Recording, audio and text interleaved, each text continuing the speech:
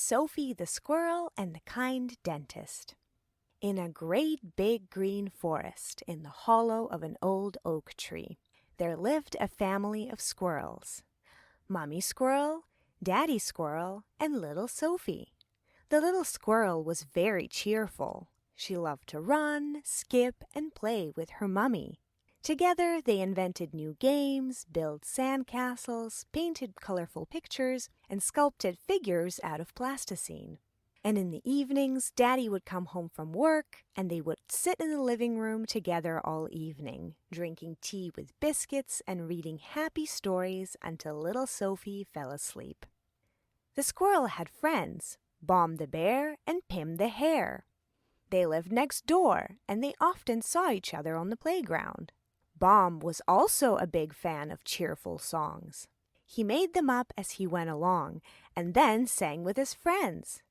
And Pim drew very beautifully with a stick in the sand, and the others were afraid to ruin his pictures because they were so interesting and unusual.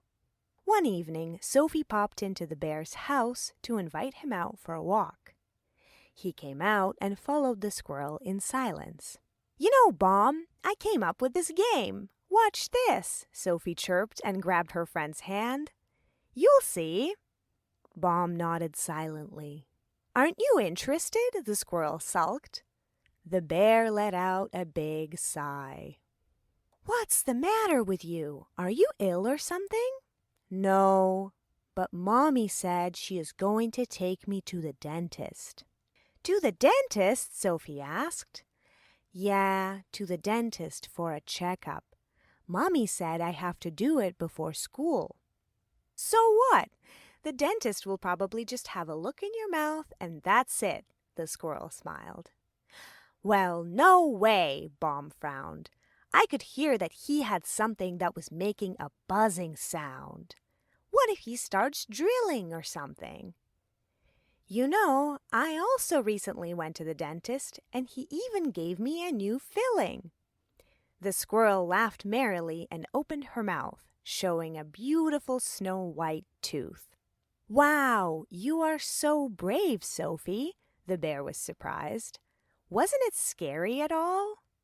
"Well, only a little bit," Sophie admitted.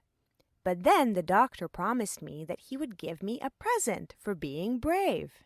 "Well, now that's interesting," said Bomb, perking up. "Yes, you know, all the animals that get a checkup and treatment from the dentist get a surprise for being brave," Sophie said enthusiastically. "And what kind of surprise is it? Hurry up and tell me." The squirrel took out a small coloring book and 3 pencils from the pocket of her dress. "Look, how beautiful! There is also a sticker. I put it above my bed." "Wonderful!" The bear liked Sophie's gifts. "And actually, the dentist doesn't hurt at all. Not one bit. If you just go for a checkup, you won't feel a thing.